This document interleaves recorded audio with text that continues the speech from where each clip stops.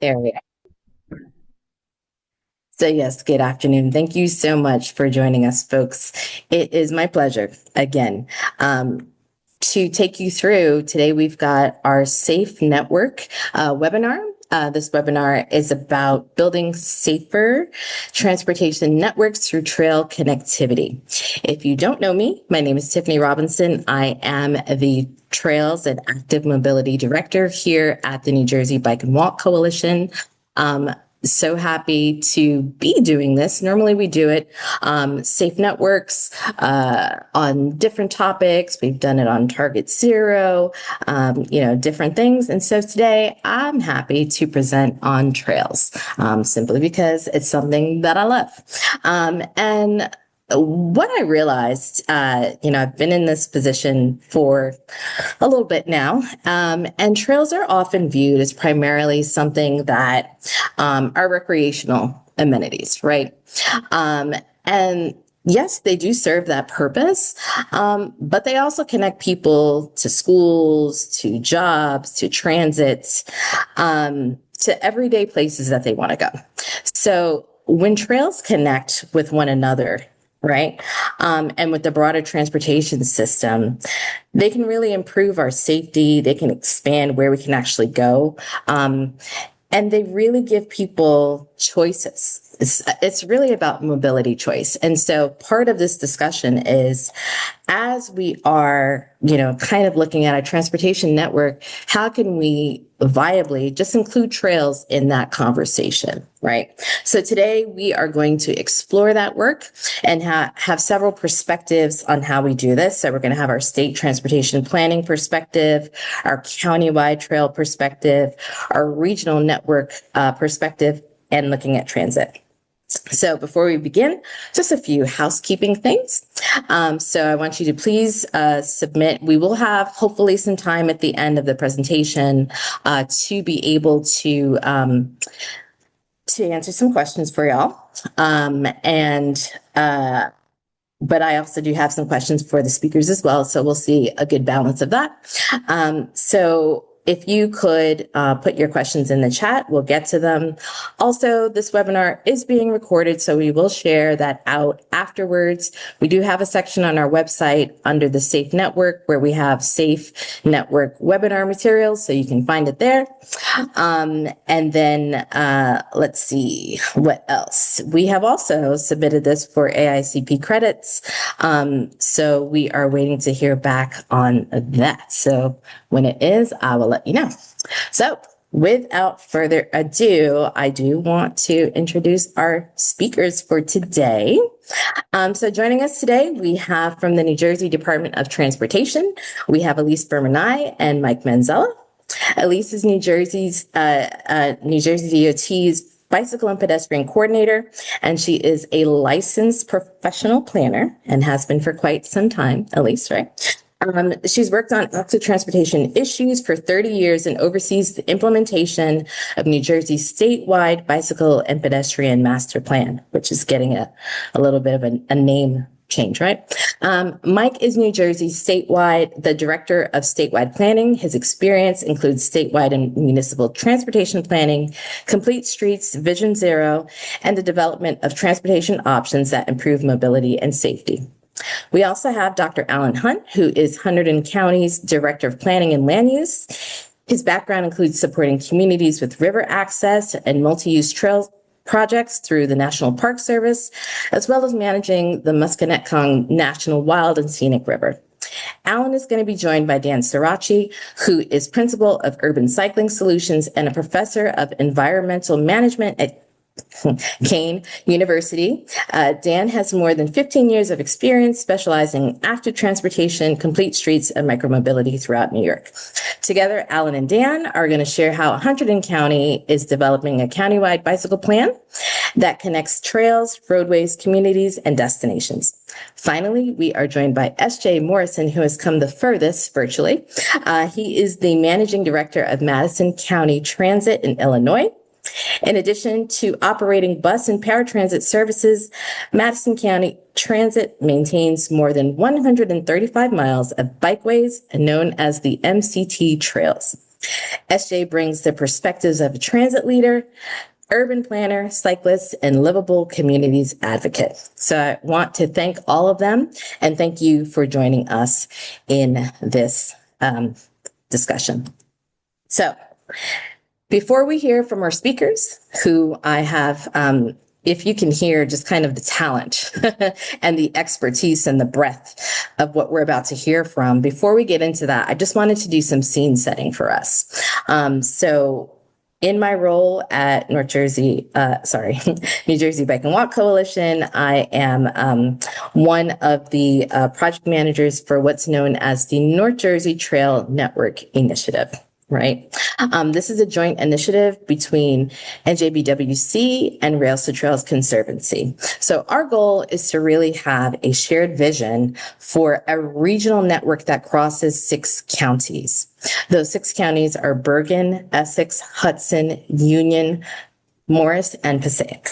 Right. And so the reason why we did this is really seeing the disconnect of different trail networks across the region and saying, wow, wouldn't it be really great to actually have those connect? So that's what our vision is that we can truly have a regional trail network system that actually people want to use and can use to get from one side of our state, let's say the Morris County, all the way to the Hudson River waterfront. So that's our region and what we're looking for. And the photo you see here is a photo from our last National Trails Day, which is on, this photo is taken on a portion of the Bloomfield section of the Greenway, which is getting a new name change as well.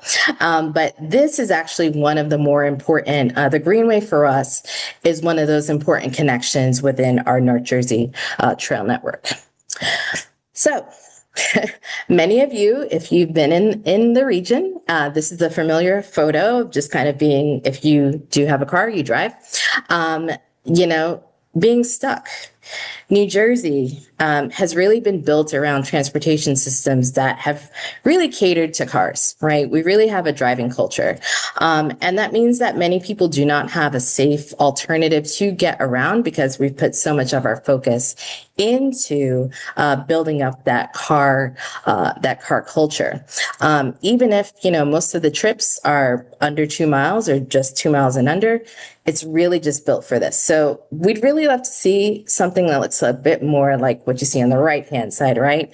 Because real transportation choice means people have the ability to walk, bike, roll, however is most convenient for them to get around in that moment, right?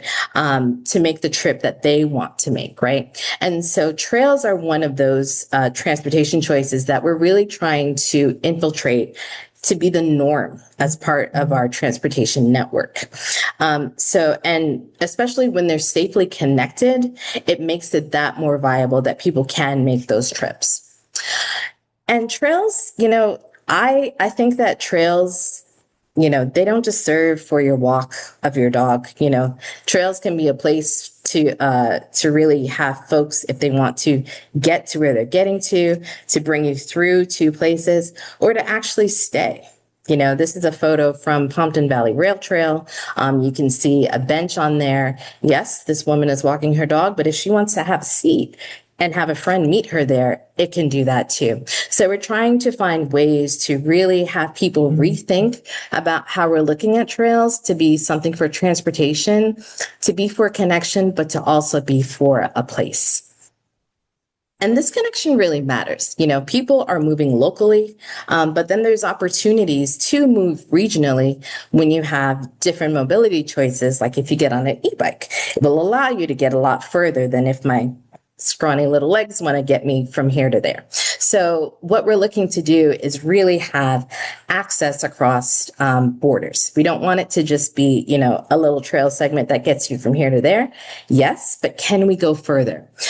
So this is an example. This is a map of the Greenway, which when it is fully built out, it will allow to make all these connections all the way from Montclair to Jersey City. Now, the amount of communities that allows folks to move through, it not only allows them to move within their own community, but then connect to other communities that they might not otherwise be connected to. So we really see trails as the ability to make those connections to support that everyday mobility.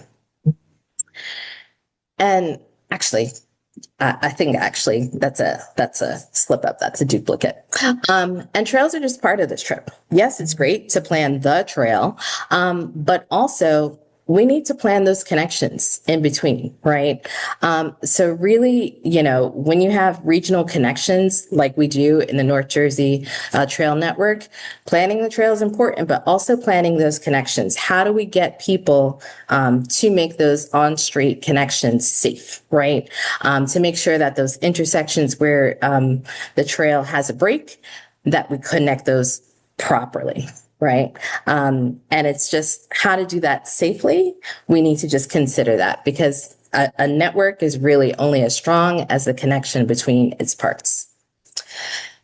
And again, trying to get you to rethink how we think about trails. Trails are part of the transportation infrastructure network. It's just different because we're moving people, not necessarily moving cars. So how to think about that a bit differently and really starting to incorporate that because trails can really support people moving, walking, rolling, riding. And that is the purpose of a transportation network, is to get people moving. So just think about that as you're planning your systems. For us, as we're building the North Jersey Trail Network, you can see here, like this is our map of what we have currently. What do we know? What's existing? What's proposed? If you took away all the proposed, you would have quite a network that's very jagged, looking for some connection there, right? So our objective is to link the network, fill in those gaps, and then create those safe opportunities for people to be able to move throughout this region safely. And the way we do that is really taking a look at what are the factors that we need. What do we, as we're actually planning links, as we're actually prioritizing things, these are the different ways that we look at it. What's the link that's going to provide the most connectivity? What is the thing that is going to provide safety? Really taking a look at those local safety action plans and saying, well, hey, where can we make some better connections?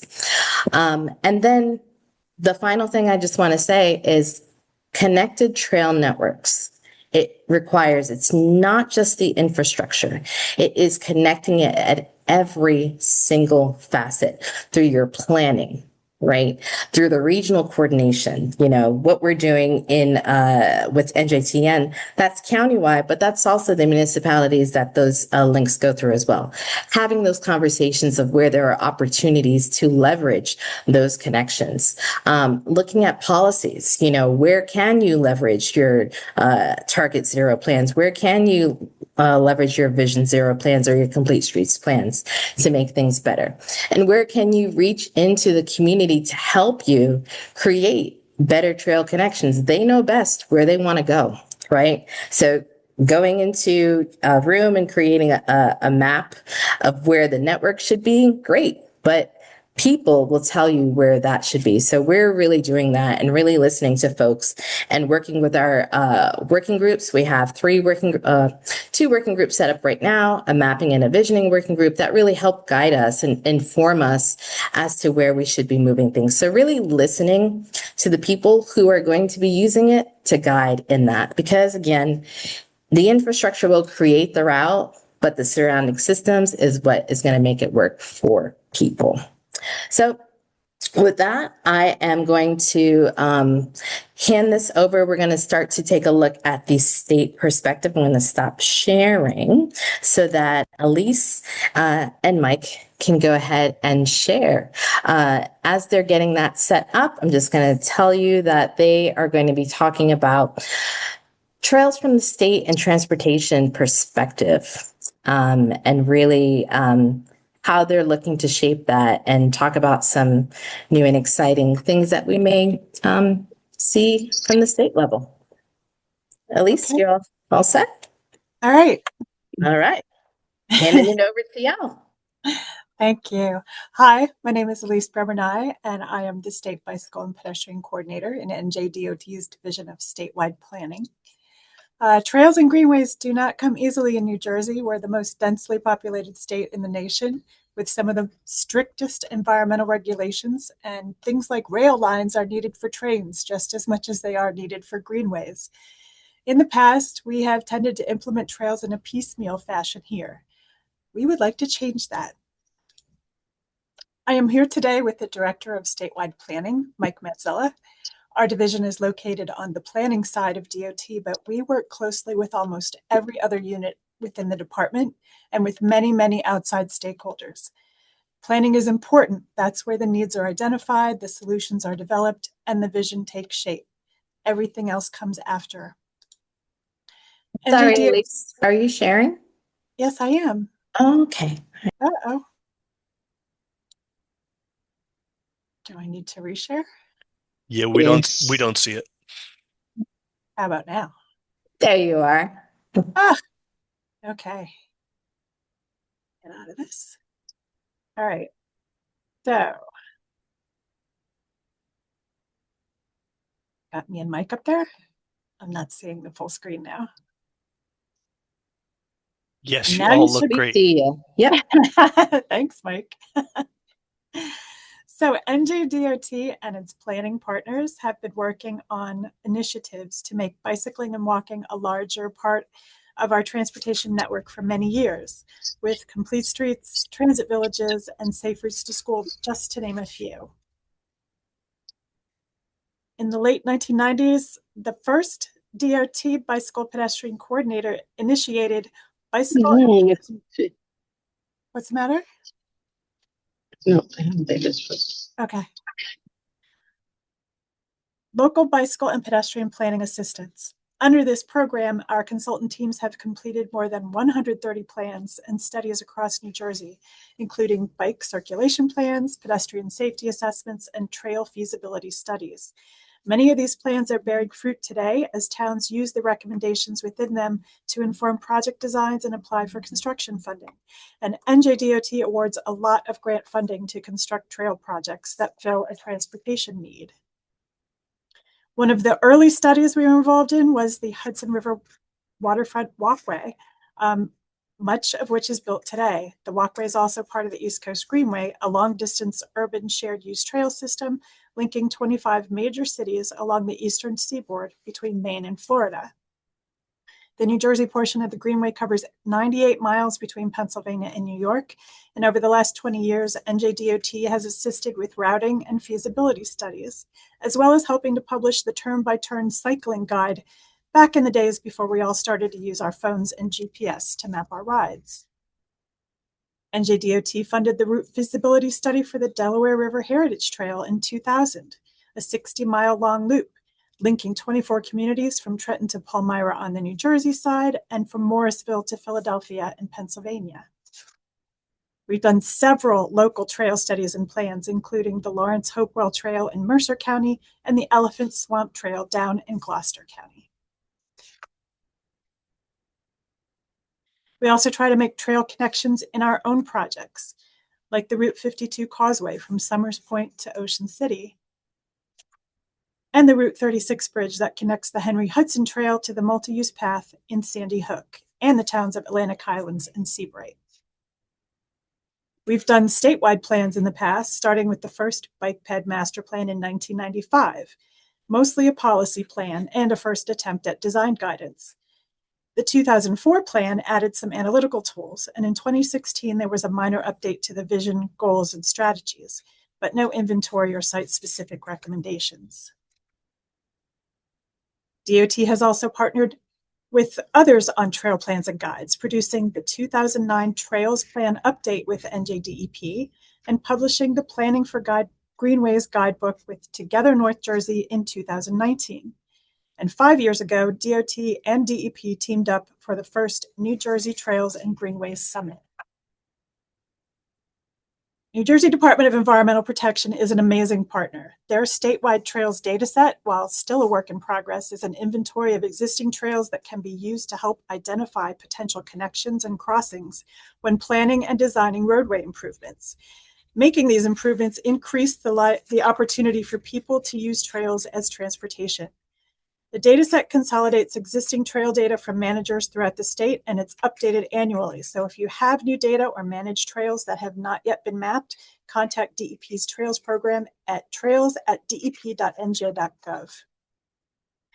The statewide comprehensive outdoor recreation plan, entitled Outside Together, is another DEP planning tool that can provide data and a statewide context and vision to support local projects. One purpose of this scope is to consider how we're allocating outdoor recreation funding to provide easily accessible trails and parks for all of New Jerseyans. NJDEP provides several funding opportunities for recreational trail projects through the Green Acres program, including acquisition and development. DOT and DEP are partnering on a series of statewide trail planning guidance documents that will help to promote and facilitate recreational and transportation trail projects across the state. We're developing 4 guidebooks, all of which aim to consolidate resources while highlighting best practices from New Jersey. The final product will bring together the main themes and outline a framework for advancing New Jersey's trail network. Mackenzie Piggott, the state trails coordinator, says she anticipates publication by the end of the year, so fingers crossed. And all of this lays the groundwork for what comes next. And for that discussion, I'm turning it over to my director, Michael Manzella. Thanks, Elise, and good afternoon, everyone. It's great to see a lot of familiar faces. I've covered a lot of the same material that we covered at our recently held New Jersey Complete Streets Summit at Rutgers back in April, led by our Complete Streets team and the bike ped team led by Elise. But for those of you who were not there, I think this will be a nice, exciting discussion. So what exactly does come next? As Elise mentioned, the department has for decades done an extraordinary amount of work in terms of planning trails and supporting local counties and municipalities in development of their active transportation networks. As Elise mentioned, the last statewide bicycle and pedestrian master plan was completed in 2016. So I'm excited to share that our federal partners have approved funding to update that bicycle pedestrian master plan for the first time since 2016. And we are renaming it and calling it the state's active transportation plan, because we know that the use of trails and mobility and micromobility and all the new technologies that are out there is more than just bicycling and walking. So, slide. And why are we looking at an update to that 2016 master plan? Well, what hasn't changed since the 2016 master plan is probably a better question, a better title for this slide. The way we move has completely changed with the COVID-19 pandemic and telework and new shared mobility modes, everything from bike share to scooter share, e-scooters, more transit-oriented development. The way we move around the state has changed dramatically in the last decade. Our funding programs, constantly, I would say, evolving situation at the federal level and even at the state level in terms of what funding programs are available and how we, as a department, are incorporating Complete Streets into the state's capital projects. The design guidance has significantly changed since 2016. While the department has, as Elise very astutely mentioned, put together lots of design guidance for Complete Streets. Fortunately, a lot of the national guidance has now finally caught up after many years of being behind, with the PROWAG becoming law, a new MUTCD, NACDO guidelines, a new AASHTO bicycle and pedestrian design guide. There's really been a strong movement there and a need to rethink about how we implement Complete Streets and trails across the state. And then, of course, policy between USDOT's new safe system approach, the PROWAG becoming law, and New Jersey laws like the safe passing law and the Vision Zero, Target Zero legislation. There's new demand for how we develop bicycle pedestrian planning. One of the biggest changes is the Target Zero Action Plan. As many of you, I'm sure, are familiar, Governor Murphy signed the Target Zero Commission law into law in January of 2025, and New Jersey became the first state in the nation to bring together 13 different state agencies to have a data-driven action plan to eliminate fatalities and serious injuries on our roadways. The plan is complete, and now we're beginning to implement the strategies within it, which we'll talk about a little bit. So the first step in the update to our bicycle and pedestrian master plan, or active transportation plan, as we're now calling it, was a phase 1 assessment that involved data collection and review, a review of the existing master plan and best practice research across the country, quite a number of stakeholder engagements. I'm sure many of you on this call were involved in the past few years, and in that update, and a look at sort of what progress has been made since 2016. That effort was completed in 2025, and now we're moving on to phase 2. As part of phase 1, 6 overarching themes were identified as what should be priority in the next active transportation plan. And those are an aspirational vision with measurable goals, a focus on vulnerable roadway users, a focus on complete streets networks rather than segments, a focus on implementation and overcoming barriers, a focus on technology tools and guidance, and a focus on tracking progress, metrics, and accountability. As Elise had mentioned, the 2016 plan was very much still a policy-based document, and the goal of this next active transportation plan is to produce a document that will result in implementation across the state. I mentioned Target Zero before, very briefly. One of the non-legislative action items in the Target Zero Action Plan is related to the creation of a statewide Greenway network plan. This action item has 9 strategies, and NJDEP and NJDOT are coordinating very strongly in moving this action item forward, and a lot of the content of what will come out of this action item will be in the next active transportation plan. So finally, what are the elements of the next plan? The number 1 priority that came out of phase 1 and the work that we've done since is that the goal of this next active transportation plan is to establish a high priority statewide active transportation network. As Tiffany and Elise talked about, we have as a state many goals in terms of mode shift and sustainability and equity. And I think we all know that one of the keys to really moving the needle on having more folks choose to walk and bike is that we need to have complete networks. So the idea of this next active transportation plan is to really build on the work that has been done over many decades by advocacy organizations, collaborative initiatives and coalitions like the North Jersey Trails Network Tiffany talked about, the planning that our local municipalities and our counties have done, as I know we'll talk about Hunterdon County in a second, the MPOs in bringing those counties and municipalities together and working on initiatives such as NJTPA's Regional Active Transportation Plan. SJTPO is currently developing a regional active transportation plan. And of course, all the great work the DVRPC has done with the Circuit Trails Coalition. Really building that from the ground up. And of course, as Elise mentioned, the work that NJDEP has done so well over the years, bringing that all together and creating a statewide map, a complete network that includes a Greenway network, as well as where on-road opportunities may exist to really create that high priority statewide network. And then use the plan to be able to implement it and build it out. And then once that's complete, or once that's established, really encouraging counties, municipalities, and MPOs to really connect to that high priority network through all the planning work that they've already done. And of course, measure it through performance metrics and make sure that the data exists for everyone to see what that network is. So we hope to move forward with an RFP to get a consultant on board for our next active transportation plan this fall. And that work will continue over the next 2 years. So very much looking forward to working with you all on this. Excellent. Love that. Thank you both, Elise and Mike.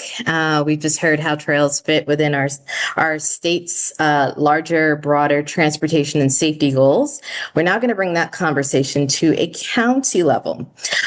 So Alan and Dan are going to share how the county of Hunterdon is using its bicycle plan to identify gaps and create a framework for a more connected regional system. Alan and Dan, I am going to turn it over to you. Great. Thank you, Tiffany. I'm Alan Hunt. I'm the Planning Director for Hunterdon County. We very much appreciate being invited to this forum and to share the stage here with NJDOT and Bike Walk Coalition. So thank you. Dan, do you want to introduce yourself briefly? Sure. Dan Sarasi, Principal of Urban Cycling Solutions, and we were part of the consultant team that prepared the plan for the county. And Tiffany, we're good to go on slides. All right, awesome. Let's do it.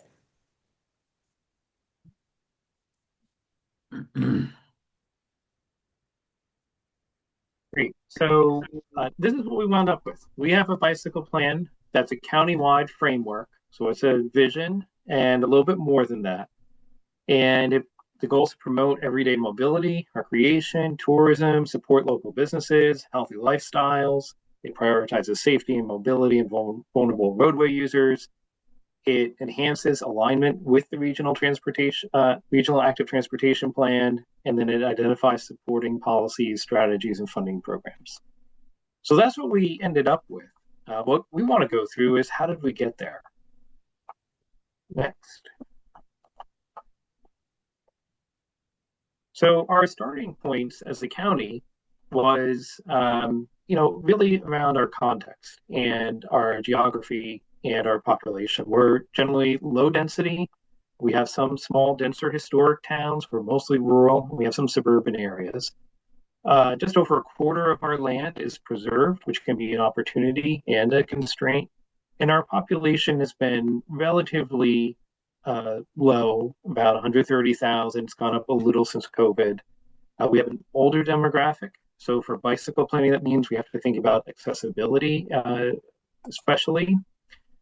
And we do have a good culture of recreational bicycling and bike tourism. And by bike tourism, we mean individuals and groups who come out to the county, or maybe residents of one part of the county going to another part to enjoy some of the rural and scenic roads and trails that we have. And we have very limited public transportation. So the opportunity was to expand biking into a practical transportation option. Next. And we wanted to build upon our success that we've had with rail to trail projects and wanted to make more connections to our park system. That really was our starting point for this. Open space preservation has been a very high priority for our county. And you can see here that we do have a bunch of green areas here. Those are open space preserved lands. Some are the counties, some are other agencies. And in the purple, we have our existing trails. We have one in the north and one in the kind of middle here, but we got a gap between them around Clinton and High Bridge. And then we have a rail trail and canal towpath trail that the state manages, the DNR trail along the Delaware River. And then we have some bike lanes, but as you can see, we don't have a lot of connections between them. Next.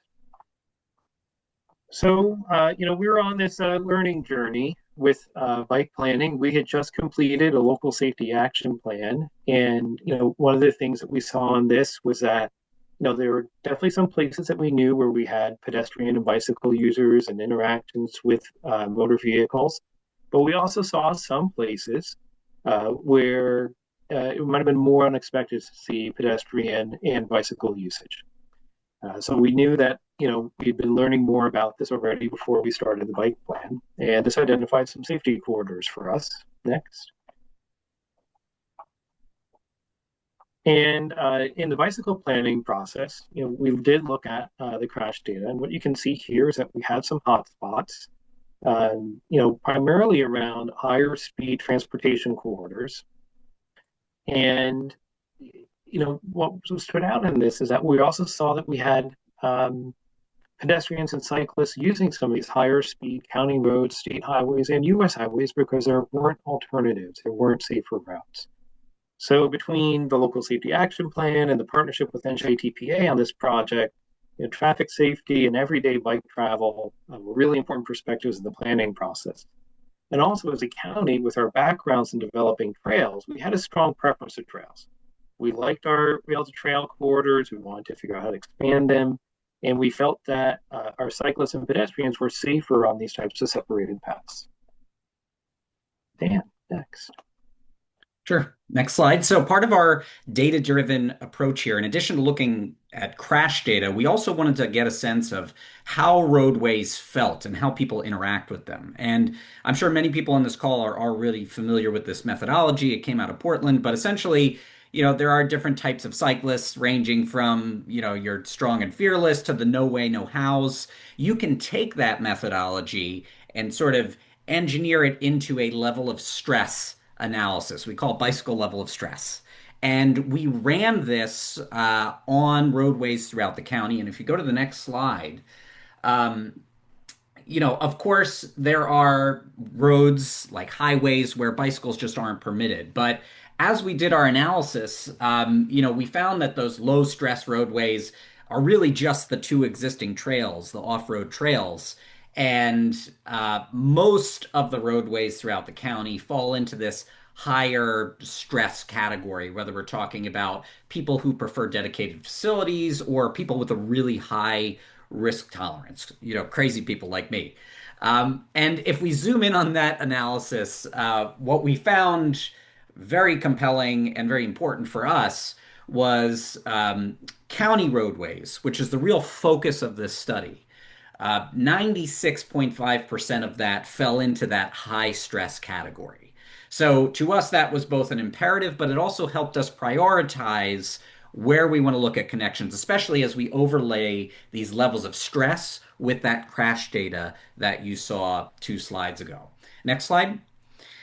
Now, in planning out this network, on one hand, we have data that shows us one picture, but it's crucial for us to understand how people are engaging with the system, what their realities are when they're biking, when they're walking, and what prevents them from doing so if they're not doing these things. So we had a very robust campaign of virtual and on-the-ground engagement. I'll call out my colleague, Khalil Benjamin from Michael Baker. He and I, along with other members of the team, conducted workshops, walk audits in tandem with the county. We met with many stakeholders, public and private. I see a couple on this call. We even spoke to New Jersey Transit, Mike Dannemiller. He's on the call here. Though the poor guy, we were asking him all these questions in the middle of FIFA prep. So we've got to circle back about more collaboration with New Jersey Transit. But this combination of data analysis and qualitative insights got us to a really exciting place where we were able to start figuring out what the network should look like. Alan, you want to pick things up? Great. So let's go to the next slide. So some things we learned. Well, we have mountains and hills, and they don't factor into that level of bike stress analysis. And also the active transportation network, was on a lot of the higher speed county roads. So while those tools were informative, we couldn't rely on them alone. So we reviewed every road segment. That was a lot of work. Second, we also learned we don't have enough pavement. Road diet and lane diet design approaches weren't feasible in most cases because our cartways are very narrow in Hunterdon County. Third, we learned that the higher speed roads, railroads, and streams and rivers took up most of the good spots to get to a mountain pass or a mountain gap. So rail with trail and rail to trail were important options for proposing routes through these mountain gaps. Fourth, we saw there was a strong preference for trails and side paths, something we learned more about in the process coming from the public. And fifth, people really do want to bike more places for safe everyday travel. We had great public turnout at all of our engagement events, and it really stood out to us. Next. So as we put the plan together, Dan mentioned we had to take all these technical factors and the public factors together to try and close our gaps. Go ahead. All right. Sorry, transition flop on my part. So, Alan already talked about these existing trails. You can see them in purple here. And as we were taking in that feedback, taking in the qualitative analysis, we knew that most of the existing ridership was happening on these facilities already. So our first thought was, well, how do we connect these existing trails? Hence why we're here on this webinar today. The trails were the real foundation for this plan. Now, if you've never been to Hunterdon County, there are a lot of really exciting, cute downtown communities throughout the county. So not only do we want to connect these trails, but we also wanted to try to connect some of these high volume locations. And Tiffany, if you scroll twice, I think two animations will pop up on the screen. So you can start to see here, there are some major roadway barriers. So as we, it's okay, you can move on. Those red lines are essentially major barrier roadways that we had to get through.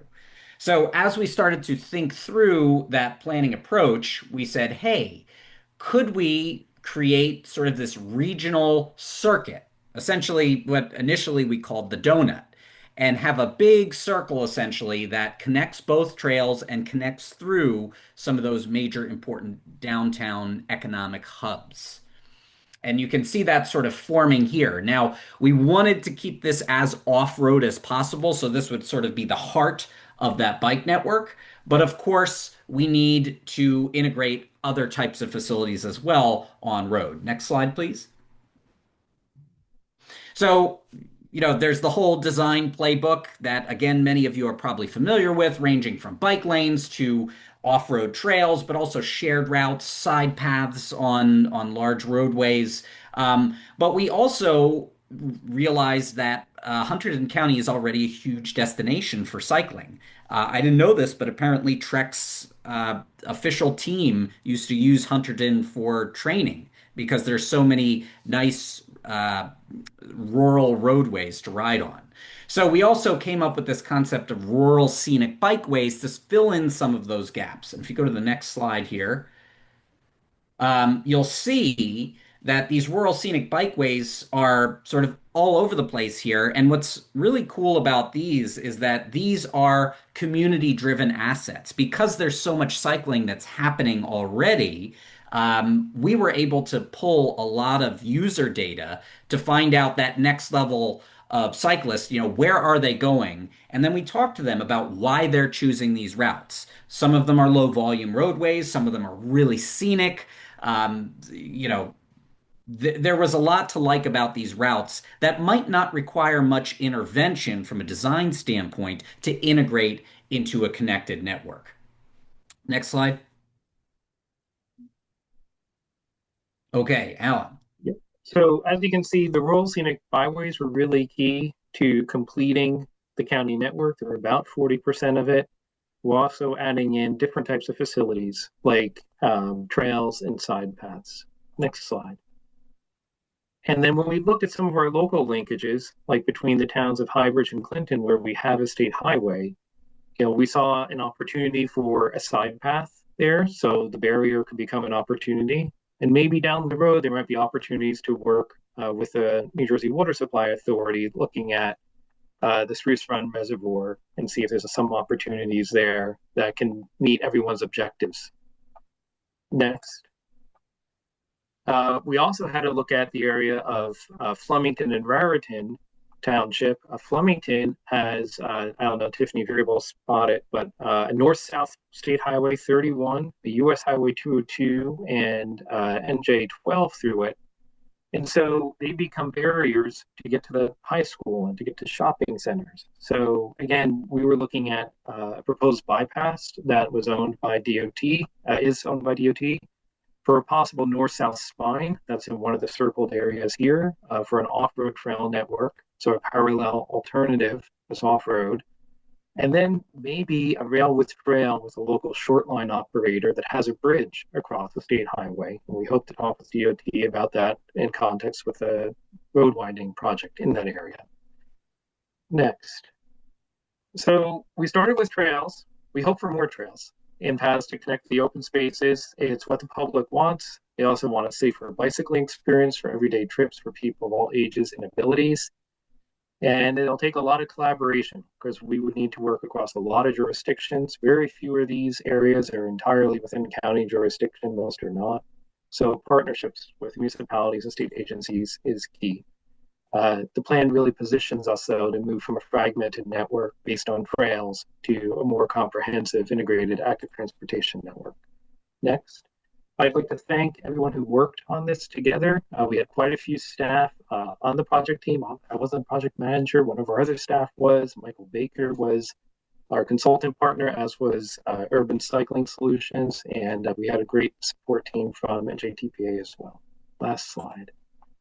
And if you have any questions or want to learn more about it, we are posting the maps. We just got them today on the website, and you can use the QR code to get there. Thank you so much.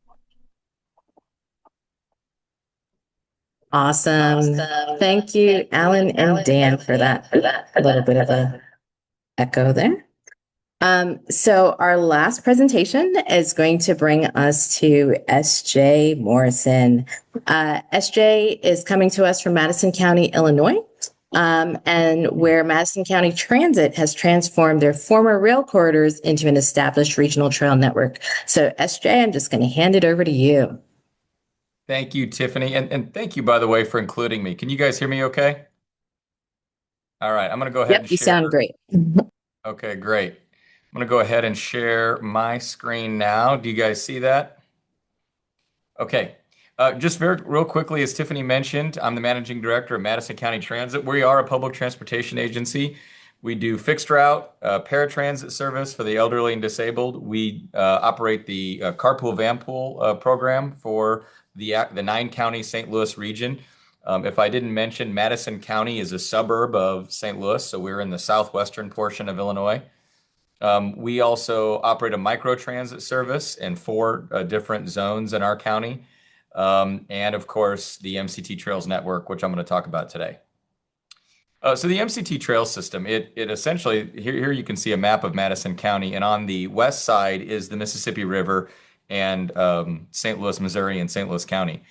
So as you can see, it's 12 distinct bikeways, 12 different bikeways that connect 20 communities spanning 138 miles. And what's been really exciting for us is that over the course of the last really 30 years, we have really seen trails become a sought-after amenity for new home buyers and a magnet for visitors in our area. Okay, so our vision for the trails really initially in the early 1990s was just to preserve these former rail corridors that were little by little being abandoned by carriers and as transportation corridors. And so that continues to be our mission. At the time in the early 90s, again, as these different rail corridors were going away little by little, our board and my predecessor had the vision to acquire these corridors directly from the railroad and rail bank these corridors. He actually worked with the Illinois General Assembly to change the law to give Madison County Transit permissive authority in the state of Illinois to acquire, own, and develop and of course, maintain bike trails. So over time, that vision has evolved. Not only are we preserving the corridors, but we're also working to build out one of the most, in our opinion, top trail systems in the Midwest, top interconnected trail systems in the Midwest. So, and I'll talk more about that. It is an interconnected network of trails. This is just one little zoom in example where we have a series of loops of varying lengths that we are proud of. And if you include many of the shared use paths that have been developed in the communities, there are many, many more loops in Madison County, but these are just the MCT Trails loops. All of our trails are Class 1 bikeways, which are separated from the roadway. They are shared use paths. They're not bike lanes. They're not on road. They are completely separated from the road. We have been committed to as few at-grade crossings as possible. This slide is actually wrong. We now have 51 bridges and 22 tunnels throughout our system. in an effort to, again, create a seamless experience. We want all of our trail users, regardless of their abilities, regardless of their age, to feel safe and comfortable on our trails. And doing so means we have to eliminate or reduce these at-grade crossings. We see our trails as linear parks. Many of our rights of way are 50, 100, or 200 feet wide, meaning we have a lot of green space. And so combined, our trails comprise almost 1,600 acres of green space in Madison County. So we consider ourselves to be one of the biggest parks. And what's pretty cool about the system is there really is a diverse array of natural surroundings too. We run along the Mississippi River. We run through farm fields and prairies, through forests, along the Mississippi River bluffs. So it really offers a diverse array. Obviously, we go through communities, through universities, and so on as well. We are a bus company. Sometimes I have to remind my board and my staff, hey guys, we're a bus company first. That just happens to do trails. But yeah, so integrating trails and transit has been one of our top priorities. I've been with MCT since 2003.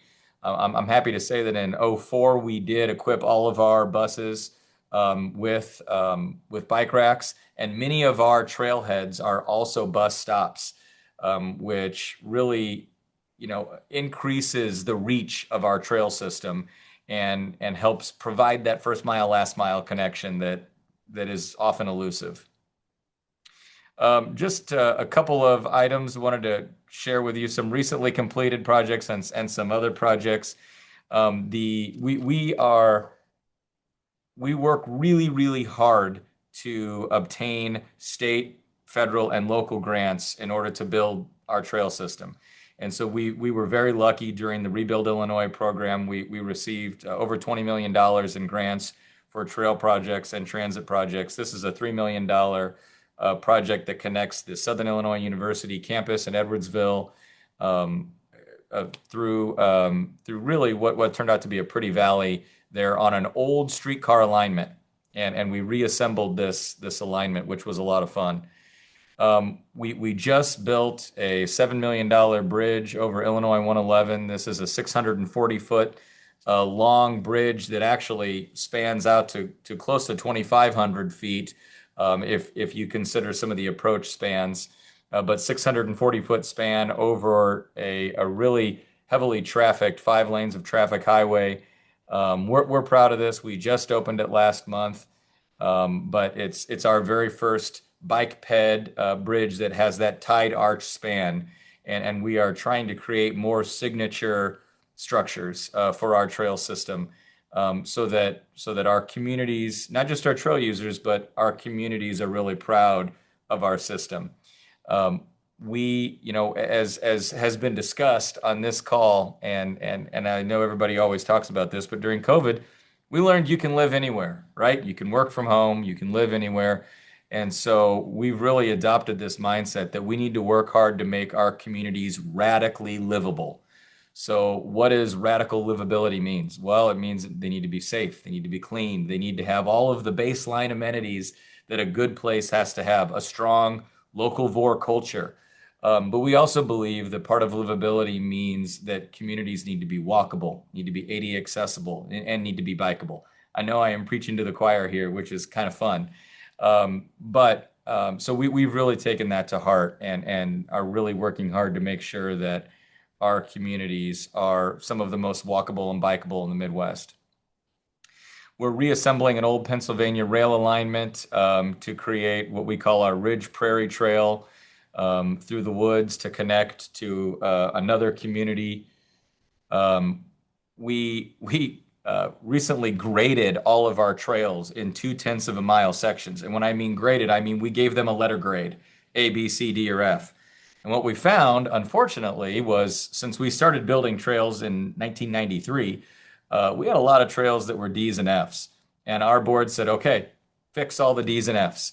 And so we have been doing that this year, and we'll continue to do that. So this is a 7-mile project, reconstruction project. one of the items I wanted to mention was that we're in the process of replacing our wood deck bridges. There are 4 old wood deck bridges on this corridor, and we're replacing 2 of them with concrete decks and 2 of them with a new product that some of you may have encountered called FRP, fiber reinforced polymer decking. This is new to us. It's actually new to the world. It hasn't been around for very long, but it's a really nice product that is, and I'm not an engineer or a chemist, but it's somewhere between concrete and plastic. But it's very ruggedized, and you can put a coating on it that is very slip resistant. But more than anything, we're not having to constantly replace splintering deck boards. I'll never put a wood deck board on a bridge again. We spend so much time replacing wood deck boards. As pretty as they are when they're new, they rot and they become very slippery. So some big projects. We're building a large trail connection to the city of Troy, Illinois, which will involve a large 150-foot bridge over Highway 40, US 40, to get to Troy. That's at least probably a $6.5 million project. We're connecting a new trail up to a community called Bethalto.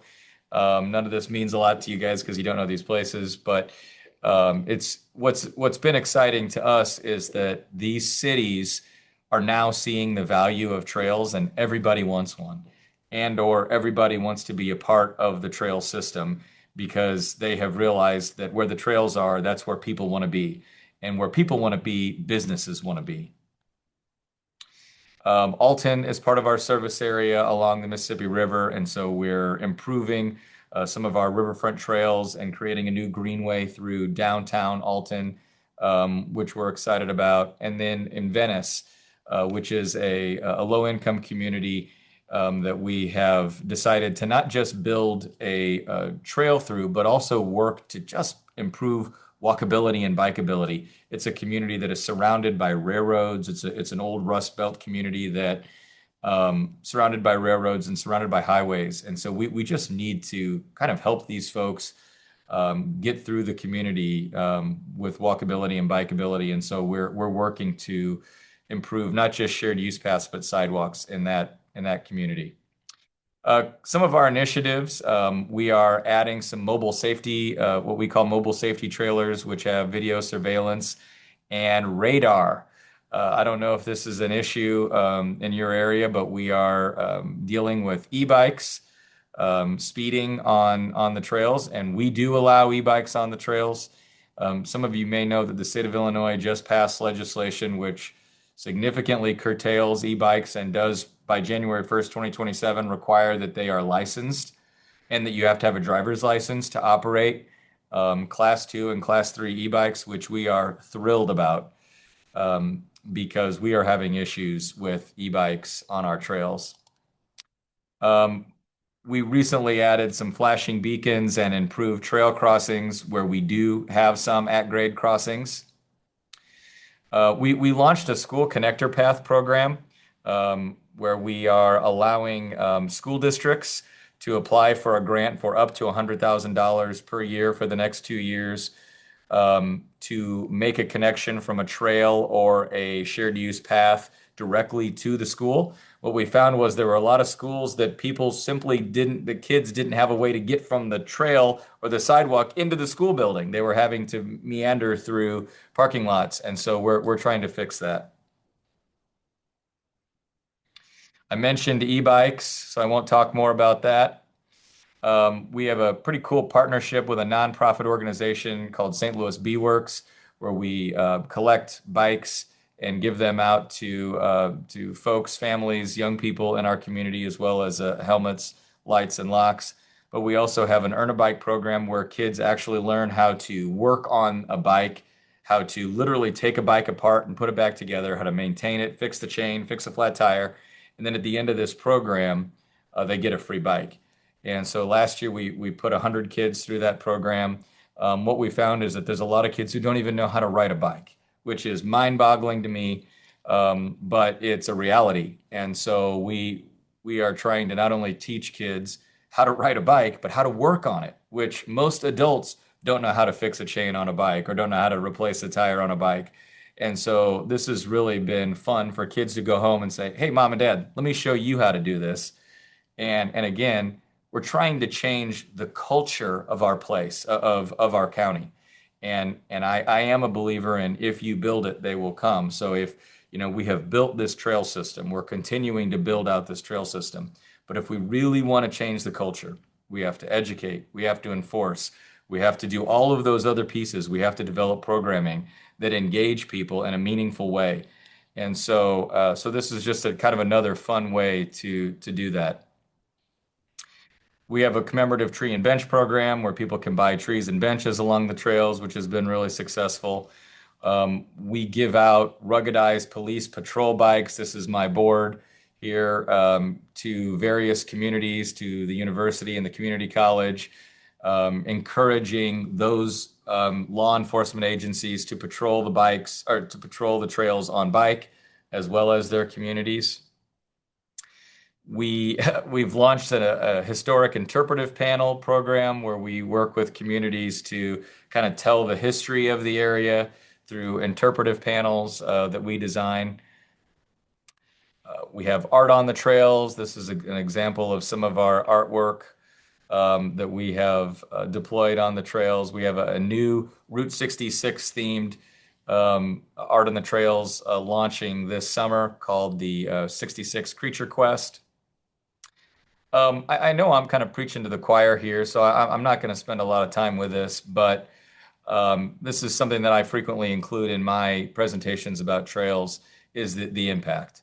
And I love the statistic from the National Association of Realtors about property values that are adjacent to trails, as well as the fact that access to trails is one of the #1 sought after amenities for new home buyers in America. It's been that way for almost 20 years.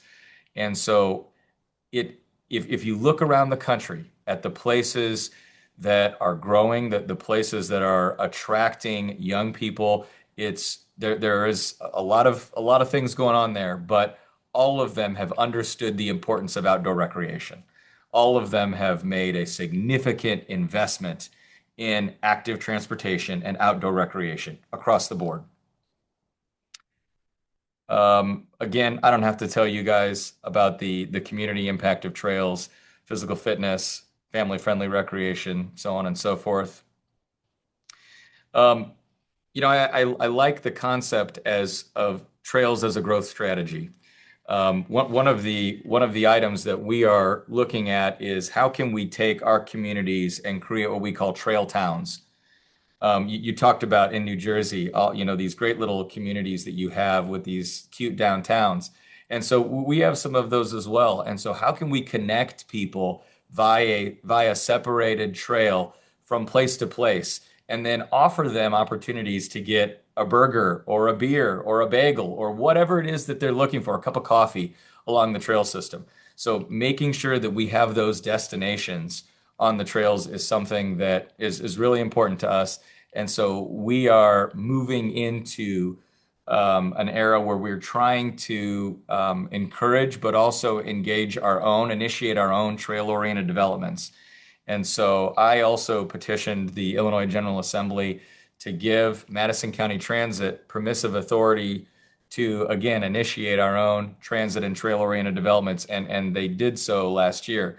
And so I'm looking forward to developing opportunities throughout our service area to do just that.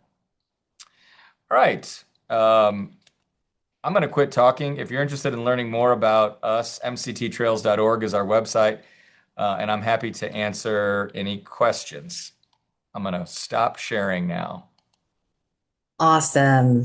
Honestly, SJ, you dropped so many gems, and I think in all aspects, our minds are blown, as you can see by all the exploding hands and all the hearts that were going up while you were speaking.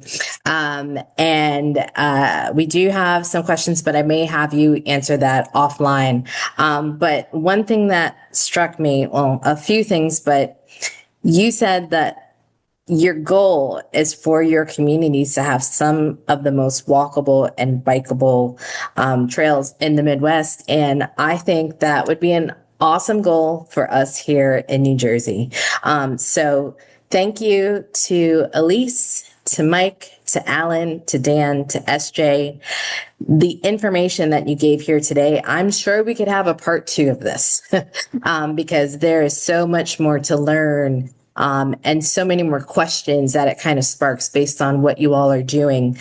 So we'll look forward to some updates once we get things started. And yeah, SJ, we'd love to have you back, maybe talk about how things are going. You may know about our own e-bike law, but you guys did class 2 and 3, which is pretty cool. We got lumped into a class 1. So anyway, that's a discussion for another day. I think I'm so proud of everyone, and thank you so much. We're a little bit over time, but thank you for spending your time today with us.